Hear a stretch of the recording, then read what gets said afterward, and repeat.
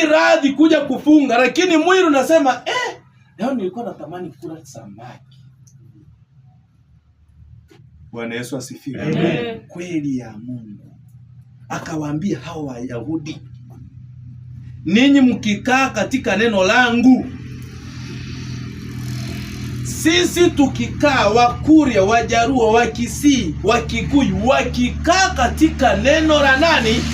Sio neno la mchungaji. Sio neno la askofu. Sio neno la mgeni ambaye amekuja. Kwa neno la nani?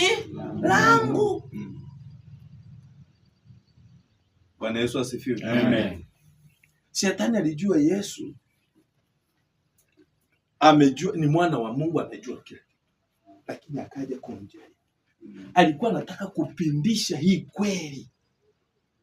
Alikuwa anataka kupindisha hii kweli ambayo Yesu anajua, na ile Yesu amekuja hapa duniani kufanya kazi kwa ajili ya mwanadamu akombolewe. Akataka kumpindisha. Akaanza kumwambia tengeneza jiwe liwe mkate. Bwana Yesu akamshinda, akamwambia imeandikwa. Bwana Yesu asifiwe. Amen. Baadaye akasema wacha akamchukua mpaka kule kwenye mnara.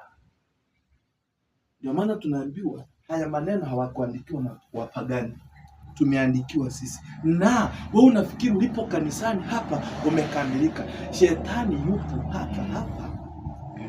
Hata saa hii anasema wewe maliza tu, tukutane huko.